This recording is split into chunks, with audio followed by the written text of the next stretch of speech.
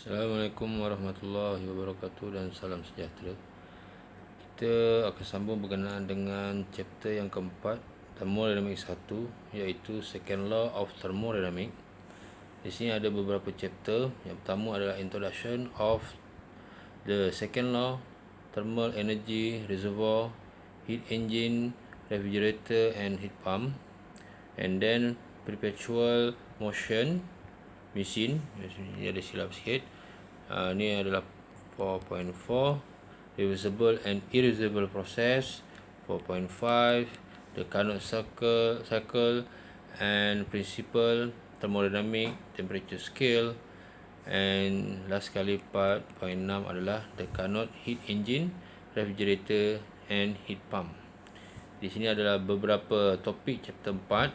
So kalau anda lihat pada buku Thermodynamics, pada chapter yang ke-6, the Second Law of Thermodynamics, the objective of chapter 6 introduce the Second Law of Thermodynamics, identify various process, those that certify both the first and the second law of thermodynamics, and discuss reservoir, and then describe Kelvin Planck and Clausius statement of the second law of thermodynamics. The second law of thermodynamics ada dua statement, Kelvin Planck dengan Clausius statement. And then discuss the concept of perpetual motion machine, apply the second law of thermodynamics to cycle and the cyclic device, and then apply the second law to develop the absolute temperature, absolute thermodynamic and temperature scales, describe a Carnot cycle, dan seterusnya lah.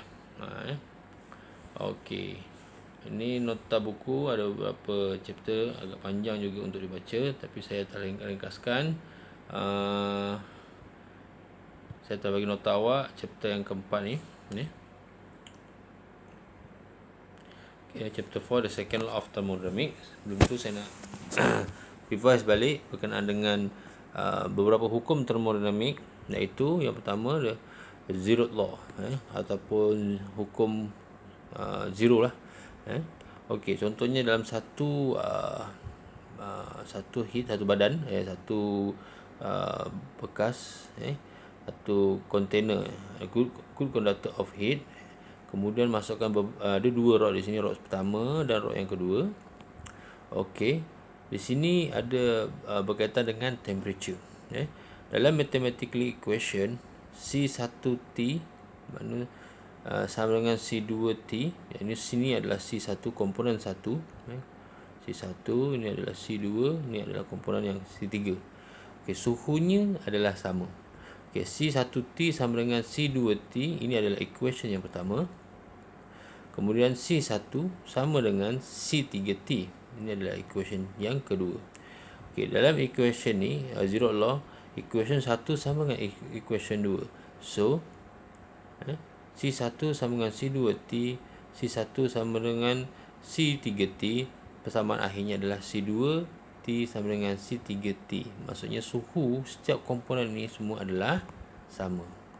Okay. Inilah hukum secara ringkas berkenaan dengan zero law.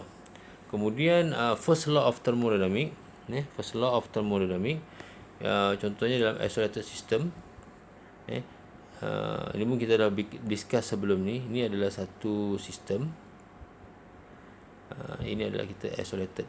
Kita isolated dia, kita balut dia.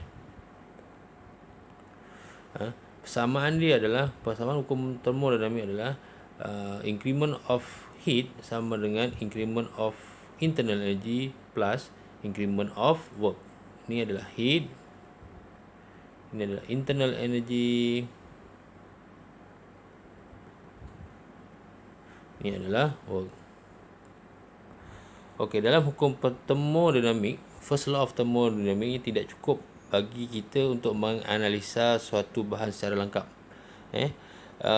Dalam first law of thermodynamic juga boleh dikenali sebagai changing of energy, perubahan tenaga. Dia adalah transform daripada energy to another energy, maksudnya pemindahan tenaga daripada satu tenaga ke satu tenaga yang lain. Ataupun ada persamaan juga, Q sama dengan internal energy tolak work. Ini ada maksudnya. Kita dah bincang pada kelas yang pertama. Okey, dalam second law of thermodynamic, ini adalah movement of energy to reversible process ataupun irreversible process. Tak semua tenaga haba boleh tukar kepada bentuk tenaga haba yang lain. Contohnya kita ada satu rod. Kita panaskan rod ni menggunakan lilin. Ini adalah high temperature, yang ni adalah low temperature. Rod ni adalah besi lah contohnya lah ya, ada merupakan satu konduktor yang bagus bagi heat. Suhu ni akan bergerak daripada titik 1 kepada titik 2. Jadi pergerakan tenaga, energy movement, ini adalah merupakan second law of thermodynamic. Contohnya secawan kopi. Ini contohnya pada asalnya merupakan 70 degree Celsius. Suhu persekitaran lebih kurang dalam 25 degree Celsius. Kalau kita letakkan di luar, kopi ni dia akan lama-lama dia akan, suhu pada cawan ni, air dalam cawan kopi ni, dia akan menjadi 25 degree Celsius bergantung pada suhu persekitaran. Dia perubahan ni. Okey. Contohnya kalau kat luar 20 degree Celsius, maka ni pun akan tukar jadi 20 degree Celsius. Contohnya kalau suhu persekitaran dia 20 degree Celsius. Okey. One way direction ni, maksud process occur in a certain direction and not in the reverse direction. Maksud di sini kalau perubahan contohnya daripada 70 degree Celsius, suhu persekitaran adalah 25 degree Celsius, maka suhu kopi tadi akan jadi 25 degree Celsius. Dia tidak akan berubah kepada 70 degree Celsius kalau tak ada tenaga haba di sini. Dia tak akan berubah, dia hanya direct, one direction. Tidak semua tenaga haba boleh tukar kepada bentuk tenaga yang lain. Hukum ini memperkenalkan unit termodinamik yang baru, iaitu entropi. Nanti kita akan bincang pada chapter yang kelima, dan menyatukan bahan entropi alam semesta sentiasa meningkat. Kenyataan ini daripada kenyataan Clausius statement dengan juga kenyataan Kelvin Planck statement, dia akan bincangkan kemudian lah. Ini adalah second law, first law, second law and zero law. Okey. Dalam gambar rajah ni, thermodynamic, bagi thermodynamic 1 ada, kita akan belajar berkenaan dengan first law of thermodynamic dan juga second law. First law melibatkan closed system dan juga open system. Ini kita bincangkan pada chapter yang 3. Dalam closed system kita ada belajar piston yang bergerak, expansion, mampatan dan juga pengembangan, dan juga bincang berkenaan fixed boundary work, conservation of energy, polytropic process, isothermal, isobaric. Yang ni masa first law of thermodynamic. Untuk open system pula macam pipe, buka pipe, pada air pada pipe. Ini ada berkenaan dengan conservation energy and mass, energy transfer dan sebagainya, steady flow system and steady flow device. Ini pun kita dah bincangkan. Okey, sekarang kita akan masuk second law of thermodynamic berkaitan dengan refrigeration system, sistem penyejukan, heat pump, pemanas, pump haba, heat engine, engine haba, dan juga Carnot cycle. Okey, dalam second law of thermodynamic ini akan cover difference of second law and first law, Kelvin Planck statement, Clausius statement, COP, coefficient of performance, thermal efficiency, perpetual motion machine, reversible and irreversible process. Maksudnya proses boleh balik dan proses tak boleh balik. Dalam second law chapter yang keempat ni kita akan cover topik ni. Okey.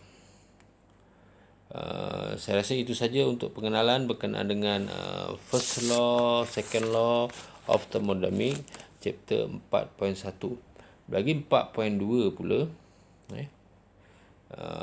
ni contoh, thermal energy reservoir. Ini awak boleh tengok pada buku teks.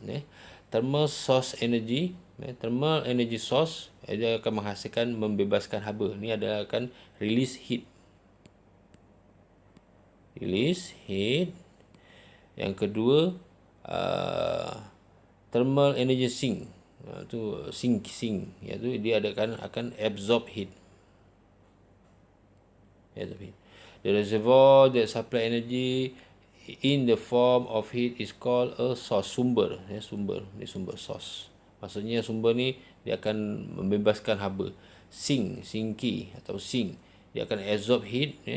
Contohlah, satu contoh berkenaan dengan reservoir, mana ada sungai, ada tasik dan laut. Ini merupakan satu sink, yang mana contohnya daripada plant kita buang air daripada proses dekat plant, dekat sungai ataupun dekat ke laut.